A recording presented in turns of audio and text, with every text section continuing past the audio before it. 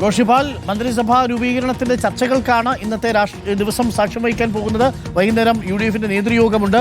എല്ലാ ഒരുക്കങ്ങളും സെൻട്രൽ സ്റ്റേഡിയത്തിൽ തുടങ്ങിക്കഴിഞ്ഞു. മുതിർന്ന ഉദ്യോഗസ്ഥരൊക്കെ കന്റോൺമെന്റ് ഹൌസിലെത്തി. ഇനി 3 ദിവസം അങ്ങോട്ട് ആഘോഷത്തിനുള്ള ഒരുക്കങ്ങളാണ്.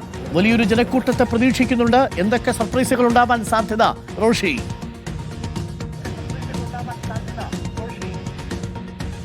അരുൺകുമാർ, UDF-നെ സംബന്ധിച്ചിടത്തോളം 10 വർഷത്തിന് ശേഷം ലഭിച്ച അധികാരം, അതും വലിയ ഭൂരിപക്ഷമാണ്. അതിന്റെ ആവേശം സ്വാഭാവികമായും ഈ സത്യപ്രതിജ്ഞാ ചടങ്ങിൽ പ്രതിഫലിക്കുമെന്ന കാര്യത്തിൽ സംശയമില്ല.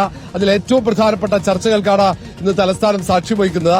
ഇന്ന് ഘടകകക്ഷികളുമായുള്ള മന്ത്രിസഭാ രൂപീകരണ ചർച്ചകളിലേക്ക് കോൺഗ്രസ് നേതൃത്വം കടക്കും. ഇന്ന് UDF നേതൃയോഗം 4 മണിക്ക് കന്റോൺമെന്റ് ഹൌസിൽ ചേരുന്നുണ്ട്. ആ യോഗത്തിന് ശേഷം നിയുക്ത മുഖ്യമന്ത്രി VD സതീശൻ നേരെ കൊച്ചിയിലേക്ക് തിരിക്കും. പിന്നീട് ഞായറാഴ്ച മാത്രമാണ് തിരുവനന്തപുരത്തേക്ക് വരിക. ഈ സമയത്തിനിടയിൽ തന്നെ മന്ത്രിസഭാ രൂപീകരണ ചർച്ചകൾ പൂർത്തീകരിക്കാൻ കഴിയുന്ന ആത്മവിശ്വാസമാണ് നേതൃത്വത്തിനുള്ളത്. KPCC അധ്യക്ഷൻ സണ്ണി ജോസഫും മറ്റ് പ്രധാനപ്പെട്ട MLA-മാരുമൊക്കെ തലസ്ഥാനത്ത് തുടരുന്നുണ്ട്. KC വേണുഗോപാൽ വൈകിട്ടോടെ എത്തിച്ചേരും എന്ന വിവരമാണ് ലഭിക്കുന്നത്. അതുകൊണ്ട് ഏതാണ്ട് ഇന്നുകൊണ്ട് തന്നെ മന്ത്രിസഭാ രൂപീകരണം പൂർത്തിയാകും എന്ന പ്രതീക്ഷയാണ്. ടെലിഫോണിലടക്കം മന്ത്രിസഭാ രൂപീകരണ ചർച്ചകൾ പുരോഗമിക്കുന്നുണ്ട്. രമേശ് ചെന്നിത്തല അല്പസമയത്തിനകം തന്നെ തിരുവനന്തപുരത്ത് എത്തിച്ചേരും. രമേശ് ചെന്നിത്തല വിഭാഗവുമായി മന്ത്രിസഭാ രൂപീകരണ ചർച്ചകൾ നടത്തും. ദീപാദാസ് മുൻഷിയുടെ നേതൃത്വത്തിലാണ് ചർച്ചകൾ.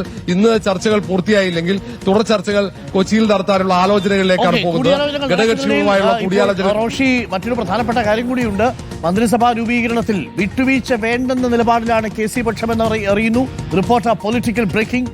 ആഭ്യന്തരം, ധനകാര്യം, റവന്യൂ, ആരോഗ്യം, ടൂറിസം ഉൾപ്പെടെ പ്രധാന വകുപ്പുകൾ ആവശ്യപ്പെട്ടേക്കും. മന്ത്രിസഭാ രൂപീകരണ ചർച്ചകൾക്കായി KC വേണുഗോപാൽ തലസ്ഥാനത്തേക്ക് നേരിട്ടെത്തും. പുതുമുഖങ്ങൾക്കും യുവാക്കൾക്കും വനിതകൾക്കും അവസരം നൽകണമെന്നും ആവശ്യപ്പെട്ടേക്കുമെന്നറിയുന്നു. അതേസമയം മുഖ്യമന്ത്രി പദം നൽകാത്തതിൽ കടുത്ത അതൃപ്തിയിലാണ് രമേശ് ചെന്നിത്തലയും. MLA സ്ഥാനം രാജിവെക്കുന്നതുൾപ്പെടെ ആലോചനയിലുണ്ട്.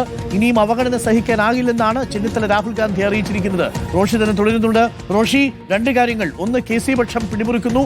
പ്രധാനപ്പെട്ട വകുപ്പുകളെല്ലാം KC പക്ഷം ആവശ്യപ്പെടുന്നുണ്ട്. അതേസമയം ആഭ്യന്തരം കിട്ടാതെ വഴങ്ങില്ല എന്നാണോ നമ്മൾ മനസ്സിലാക്കുന്നത്? രമേശ് ചെന്നിത്തലയുടെ കാര്യത്തിൽ രമേശ് ചെന്നിത്തലയ്ക്കൊപ്പം നിൽക്കുന്ന ചുരുങ്ങിയത് 2 പേരെയെങ്കിലും മന്ത്രിസഭയിലേക്ക് എടുക്കണം. ആഭ്യന്തര വകുപ്പ് രമേശ് ചെന്നിത്തലയ്ക്ക് കൊടുക്കണം. ഇങ്ങനൊരു ഫോർമുലയുണ്ടെങ്കിൽ രമേശ് ചെന്നിത്തല വഴങ്ങാൻ സാധ്യതയുണ്ടോ?